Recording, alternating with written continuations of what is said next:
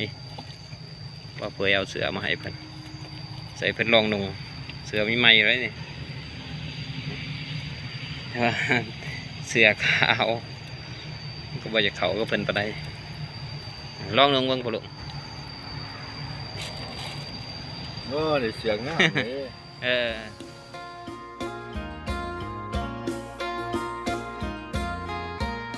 เราเคยมา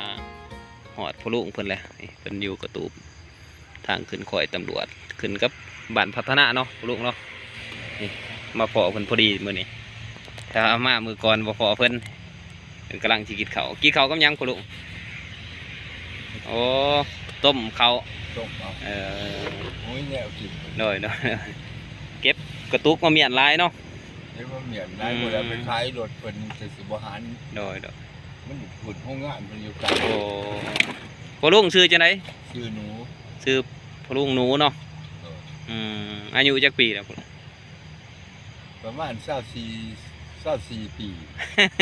24ปีเป็นลืมหน่อยเนาะบ่จื้อหน่อยเนาะบ้านเกิดเมืองนอนพ่อลุงมีไสอยู่ขีนะโอ้บ้านขีนะเมืองโคงแต่ก่อนพ่อลุงอยู่บ้านได้ก็อยู่นี่แล้วมาที่ขีนะก็มาอยู่โอ้มาอยู่นี่มาที่ขีนะเลยมาอยู่บ่อนใดเฮือนลุงอยู่นี่เลยมาอยู่นี่เลยเผาดินเพิ่นนี่เลยโอ้มาเผาดินเพิ่นนี้แต่ก่อนเจ้าบ่มีกระตูบแบบนี้ติอยู่กับขี้ดินเลยแม่นบ่ตะกี้เฮ็ดกระตูบอยู่โอ้อยู่กับเตียงนี่เลยนอนกับเตียงนี่เลยโอ้เพิ่นอยู่นี่ก็เลยบ่แปลกโดยมีผู้ช่วยเหลือผู้ใจบุญเนาะเพิ่นเอาตูบมาให้มีมุ้งอยู่บ่ปู่ลุงจะมีมุ้งอยู่บ่มีขาดโอ้ขึ้นมาอยู่นี่อันพ่อลุงบ่มีเมียบ่มีคือกันอ๋อเพิ่นไปอยู่ไสน่ะไปขายเฟออยู่พุ่นมันก็ตลาดเราเฮือโอ้ตอนแรกเพิ่นมาบ่เพิ่นอยู่3-4 ปีเลยเด้โอ้แยกทางกันเลยอ๋อมีลูกจักคนพ่อลุงมีลูก2คนโอ้มีลูก2คนเพิ่นไปอยู่ไสลูกเต้าเพิ่นไปขายเฟอซอยเขาอยู่ตลาดเราเฮือโอ้ขายเฟอซอยอยู่ตลาดเราเฮือบ่ได้มา 2-3 ปีเพิ่นบ่ได้เอาเขาเอาน้ำมาส่งยืนบ่เพิ่นเล่นเก็บยางได้เพิ่นก็บ่สนด้วยโอ้เพิ่นกบผู้เดียวบ่ได้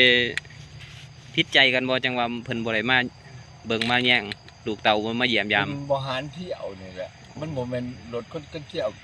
กันย่างเอาบ่มีรถโอ้เพิ่นกันก็ให้นอนอยู่พุ่นเลยเพิ่นก็ทุกข์ยากคือกันบ่เลยโอ้เพิ่นในซอยขายเฟอเขาโดบ่แม่นเขาแก่ดอกซอยขายเฟอเพิ่นโอ้เจ้าเก็บอันนี้นี่ไปขายนี่ได้มื้อนึงจักพันลุงบ่ได้ขายเฮิงนี่โอ้จังว่ามันหลายเนาะจังว่าเต็มหมดที่เบิดแดนโตกระตุกโผหอยเป็นรถฮอนไดนึงบ่ได้นี่เก็บหมดนี่เนาะเป็นเรือนโอ้ได้นี่จะให้กระตุกโอ้ได้ขายกระตุกนี่จังอันเนาะจังซื้อเขาโอ้ลุงอยู่ไกลกับวัดคือพวกเขาไปขอกินอยู่วัดเฮ้ยบ่หานบ่ลุงเคยขออยู่บ่น้ำสาวานแบบนั้นบัดยามบุญยามศีลไปใส่บาตรไปยังกินเขาหวมเพิ่นอยู่โอ้ลุงเคยใส่บาตรอยู่บ่เคยอยู่โอ้ยามออกพรรษาเขาพรรษาเนี่ยโอ้วัดได้ลุงไปนี่ได้วัดไกลๆลักเจ็ดนี่บ่โอ้ยันว่าเจ้าบ่เคยใส่บาตรใช่หยังไปคือไกลยามออกพรรษาเนี่ยแต่ว่าอยู่ไกลวัดอยู่แต่บ่หานขอเพิ่นเนาะบ่หานโอ้โดยอยากถามลุงแหละอยากถามลุงตัววันลุงสิไปอยู่บ่แถวปากซองไปเผาสวนเผายังให้เพิ่นมันได้เผาดินเพิ่นน่ะโอ้เพราะว่าเพิ่นอยากช่วยเจ้าเห็นว่าเจ้าบ่มีที่อยู่อาศัยสังหนาลุงบ่ไปเนาะเคยอยู่นี่แหละเนาะรับความเพิ่นว่าเผาดินให้เพิ่นโอ้โดยบัดหาบ่ชมบ่ทันมันก็ซอยยันสิหาโล10โลโอ้เพิ่นมาส่งมาเยือนอยู่เนาะโดยมันหาบ่ชมบ่ทันลูก2คนหันผู้หญิงเบิดบ่ผู้หญิงเบิด โอ้ผู้หญิงมาสองแต่ว่าเพิ่นบ่ได้มาหามาอันเบิ่งเนาะบ่ได้มาส่งมายืนอืมกินแบบนี้บ่แต่ละมื้อลูก ที่ อืมจะต้มเขาวกินเนาะ ลมเขากิน โอ้ นี่ได้กับขายกระตุกกระสือกระป๋องปลาไปเลย โอ้อืม นั่นไก่มันสื่อ โดย สื่อเป็นกระป๋องปลา โอ้ซื้อแต่กระป๋องปลาเนาะตัวนี้อัน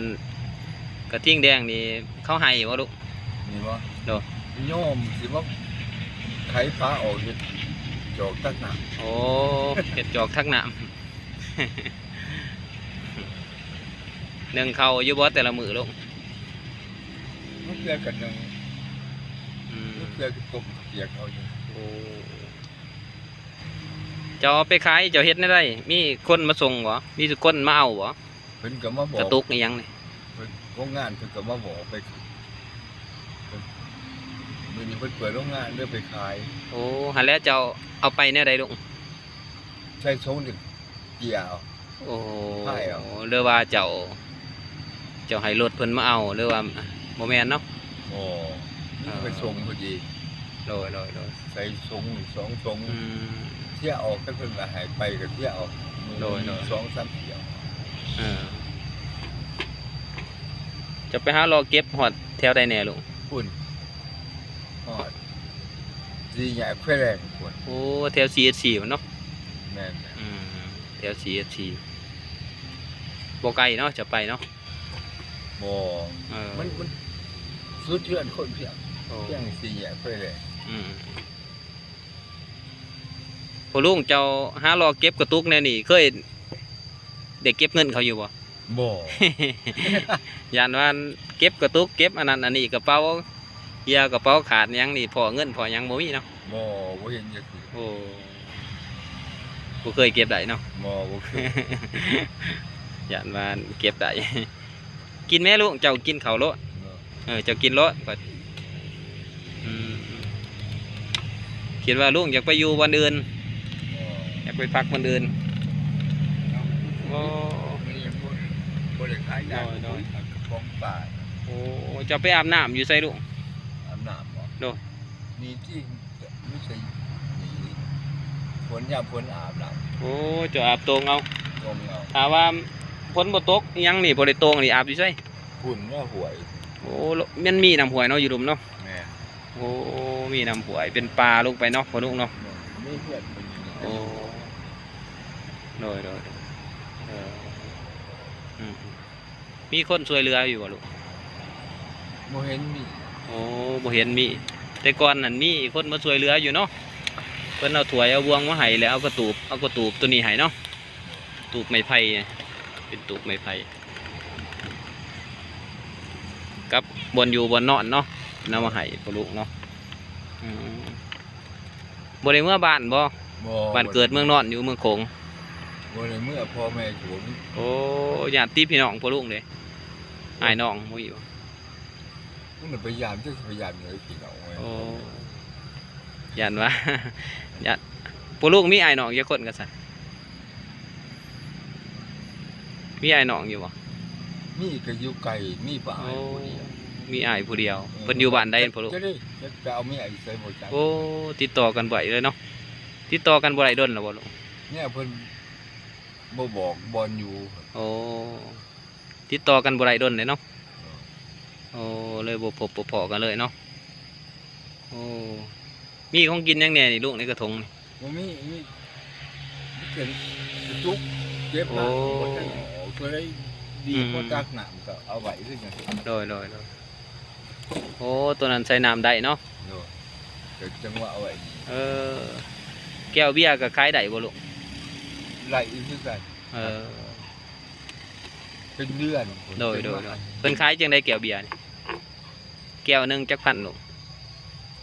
3เกะบ่จังว่าจังได๋ 3แก้วต่อพันบ่ โดย โอ้แบบตุกนี่เพิ่นขายโลนึงเท่าไหร่เนี่ยนี่ลูก โน่นึง 2,000เนี่ย โอ้โลนึง ก็ สอง ดี 2,000 กีบเนาะโอ้ประเภทย่างนี่โลนึง 2,000เนาะลูกเนาะ โดย เออ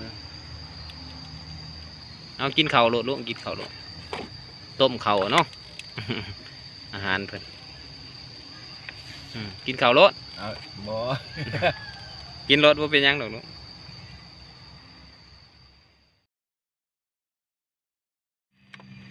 โอ้พอลุงบนนอนอยู่ลุมนี้อยู่อูเพิ่นก็นอนได้นี่เป็นกระตูบนั่งดินแต่ว่ามีผู้ใจดีเพิ่นมาช่วยเหลือเรานี่ว่าเพื่อเอาเสือมาให้เพิ่นใส่เพิ่นลองนุ่งเสือมีไหมเลยนี่แต่ว่า เสือขาวก็บ่จะเขาก็เพิ่นปานใดลองนุ่งเบิ่งพอลุง โอ้ได้เสียงงามเลย กับตัวนี้ตัวหนึงตัวนี้นุ่งยางเลาะตัวนี้ก็ไหมอยู่ยังเอี่ยมอยู่เสือมีไหมเลยตัวนี้ก็ได้โอ้พอดีแล้วเนาะลุงเนาะโอ้พอดีแล้วเอาให้ผู้ลุงเด้อ เด้อ กับตัวนี้นำ ดีๆนี่ โดย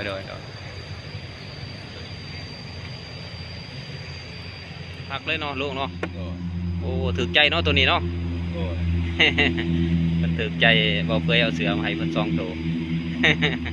ตัวนี้อาศัยยางดินเนาะ โอ้ย อาศัยนุ่งลินเนาะยางไปหันไปนี่ตัวนี้สีขาวโอ้ลุงว่าเอาเมียนใส่ไปใส่บาทเนาะ โอ้ย ใส่ไปวัดคักเพิ่นว่าโอ้ตัวนี้ผู้ดีงามเลยได้ตัวนี้สี2ตัวนี่ผู้ดีผู้ลุงเนาะ โอ้ย นุ่งผู้ดีเลย ไปบ่ได้เนาะลุงเนาะ โอ้ย ไปอยู่ปากช่องกับไปอยู่บนอื่นกับบ่ได้เนาะ โอ้ย ค่าเผาดินหับป่าก็เพิ่นแหละเนาะ โอ้ย โอ้บ่ไปก็บ่เป็นหยังก็สั่นเทื่อหน้าสิมาลินน้ำใหม่เด้อลุงเด้อ โอ้ย โดย คือแนวนี้มันที่สูงละ โอ้อยากได้ส่งทหารบ่ โอ้ยมัน โอ้ พ่นแน่นี่ สิหามาให้เด้อก็สั่นเด้อ โอ้ย จะมักนุ่งส่งทหารเนาะ โอ้ย โอ้โดยเอาร้านกลับก่อนมื้อหน้าสิมาลินน้ำใหม่ โอ้ย คันได้ส่งทหารสิเอามาให้เด้อ โอ้ย